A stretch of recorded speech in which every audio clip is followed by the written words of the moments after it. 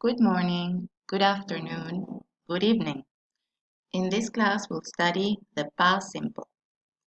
En esta clase estudiaremos el pasado simple, cubriremos cuáles son sus usos y la forma de conjugación. Let's start. Entre los diferentes usos del pasado simple encontramos dos que son fundamentales para este curso. Uno de ellos es para describir acciones que comenzaron en el pasado y terminaron en el pasado. Por ejemplo, I was in Buenos Aires last year. Estuve en Buenos Aires el año pasado. Es una acción que comenzó en el pasado, pero ya terminó. O I finished high school in 2018. Terminé la secundaria en el 2018. Ambos ejemplos se refieren a situaciones que ocurrieron en el pasado y que no se relacionan o que no se continúan en el presente, sino que están terminadas. En segundo lugar, también podemos utilizar el pasado simple para describir una secuencia de acciones en el pasado, es decir, una acción detrás de la otra. Por ejemplo, I arrived, I had dinner, and went to bed. Llegué, cené y me fui a dormir o me fui a la cama. Antes de seguir avanzando en la conjugación del pasado simple, tenemos que prestar atención a cuáles son las clases de verbos en pasado simple. Existen los verbos regulares y por otro lado los verbos irregulares. En esta clase nos vamos a enfocar en los verbos regulares. Los verbos regulares son aquellos que, tal como lo dice su nombre, siguen una regla. Esa regla es la siguiente. En forma afirmativa terminan en ed. ¿Sí? Siempre vamos a agregarle a la forma base la terminación ed como regla general del pasado simple para los verbos regulares. Y otro dato curioso es que la forma es invariable para todas las personas. ¿Sí? No importa si me encuentro con el sujeto I, you, he, she, it, we, they o quizás un nombre. ¿Sí? Para todos los sujetos la forma es la misma. Por otro lado, como les dije recién, tenemos en pasado simple verbos irregulares. Dentro de los verbos irregulares, el más común o el más especial es el verbo to be, que ya lo estudiamos en presente. ¿Se acuerdan que se conjugaba como am, is o are? Bueno, en nuestra próxima clase vamos a ver cómo se conjuga el verbo to be en pasado. También existen verbos irregulares que se refieren a acción. Para esos verbos vamos a estudiar la lista de verbos irregulares. Pronto les voy a dejar un link en donde pueden ver todos los verbos irregulares conjugados, su traducción. La particularidad de los verbos irregulares es que justamente no siguen una regla, sino que hay que aprenderlos de memoria. Entonces, por eso es que existen listas donde podemos consultar la conjugación de estos verbos. Ahora enfoquémonos en los verbos regulares, específicamente en su forma afirmativa. Como les dije anteriormente, la regla es la siguiente. El verbo se conjuga agregando la terminación ed. Entonces, tomemos como ejemplo el verbo print, que es imprimir, y como verán, aquí lo he conjugado para todos los sujetos. En lugar de estos pronombres podría aparecer un nombre o dos nombres, es indistinto, pero para todos los casos les he agregado ed. ¿Sí? Entonces, si están frente a un verbo regular, la forma de conjugarlo es agregándole ed. Y la traducción será, por ejemplo, para I printed, yo imprimía, ¿sí? O yo imprimí. Tú imprimías o tú imprimiste, y así sucesivamente. Sin embargo, dentro de los verbos regulares en la forma afirmativa, hay excepciones, ¿sí? Y vamos a estudiar tres casos de excepción. El caso número 1 dice que si el verbo en infinitivo termina en e, se conjuga agregando solamente una letra d. Tomemos como ejemplo el verbo change, que significa cambiar. Como verán, como ya tiene una e final, solamente le he agregado una d para conjugarlo. Esto es así para todas las personas, es decir que es indistinto el sujeto que aparezca, pero lo que hago es agregarle una D al final, ¿sí? Ojo con esta pronunciación, en forma base, la pronunciación es change y en pasado changed. Es decir, que voy a pronunciar esa D como si fuera una T explosiva, changed. Sigamos con la excepción o caso número 2. Si el verbo termina en una consonante seguido de una Y, se cambia esa Y por una I latina y luego le sumamos una ED. Veámoslo en un caso específico, ¿sí? Por ejemplo, el verbo study.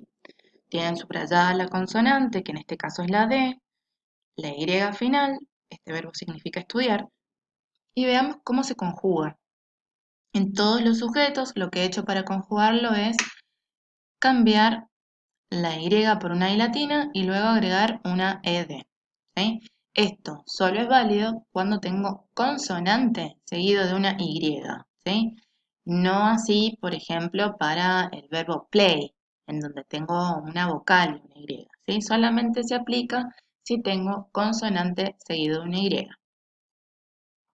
Y por último llegamos a la excepción número 3 o caso número 3 que dice, si el verbo termina en una consonante seguido de una vocal y otra consonante, duplicamos la consonante final y luego le agregamos ed. No es tan confuso como suena. Si veamos el ejemplo del verbo stop. Ojo aquí con la pronunciación, no tengo que agregar ninguna letra aquí adelante, sino que comienza en la S. Stop, parar o detenerse. Entonces, les he preparado acá un ejemplo bien detallado, ¿sí? De cómo al tener la consonante T, la vocal O y la consonante P final, duplico esa P y luego agrego ed para obtener stopped. Ojo que al final, ¿sí? Esta ed nunca la voy a pronunciar como ed, sino que voy a eliminar esta pequeña e y lo que voy a pronunciar es la d, obteniendo stop. Lo mismo ocurre para todos los sujetos, es decir, que se conjuga de la misma manera, sin importar cuál es el sujeto que tenga delante. Como verán, esta regla aplica para todos los sujetos. Pasemos ahora a la forma negativa de los verbos regulares. En este caso, como venimos trabajando en el presente, con el auxiliar doesn't o don't, en este caso, en pasado, el auxiliar específico es didn't. Obtenemos didn't de la combinación entre did y not, ¿sí? Didn't. Simplemente significa no, ¿sí? No tiene otro significado agregado, es el auxiliar específico para decir que no en pasado. Entonces, veamos cómo lo vamos a utilizar. Con todos los sujetos que conocemos, vamos a usar el mismo auxiliar, ¿sí? En caso de que queramos dar una idea más formal, vamos a escribir la forma completa, por ejemplo, did not print o I did not print, yo no imprimí. Y en caso de que estemos dando algún mensaje oral o algún mensaje más informal, I didn't print, ¿sí? Mucho cuidado a la hora de pronunciar didn't, ¿sí? Ya que no tenemos que pronunciarlo de manera interdental, ¿sí? Al pronunciar didn't, la lengua no sale de entre los labios, sino que la mantenemos detrás de los dientes. Didn't. En nuestra próxima clase sincrónica vamos a ver esta pronunciación específica. Y llegamos a la forma interrogativa o la interrogación para los verbos regulares. Por suerte, ya conocen la estructura, es la misma estructura que utilizábamos para el presente simple. Como verán, seguimos la estructura del ASI, ¿sí? Auxiliar, en este caso, el auxiliar es did, el auxiliar específico de pasado, seguido del sujeto, el verbo en infinitivo, es decir, que no voy a conjugar los verbos en las preguntas, y puede aparecer un complemento opcional al final de referencia de pasado. Veamos algunos ejemplos. Estas son todas preguntas cortas que obtienen respuestas cortas. Por ejemplo, si me pregunto a mí misma, ¿Did I print? ¿Yo imprimí? podría responder yes I did or no I didn't. O si hay una conversación entre A y B, podría preguntarle did you print? ¿Vos imprimiste? Y la respuesta afirmativa será yes I did or no I didn't. Esta es la respuesta que me da mi interlocutor. Vamos a un tercer ejemplo y último. Did he print? ¿Él imprimió o él imprimía? La respuesta corta podría ser yes he did or no he didn't. Entonces, como verán, la estructura es la misma que seguíamos para el presente, pero con la particularidad de que aquí el auxiliar es did, el auxiliar específico de pasado. Antes de terminar esta clase, quisiera que tengan en cuenta las referencias temporales de pasado simple, que son las siguientes.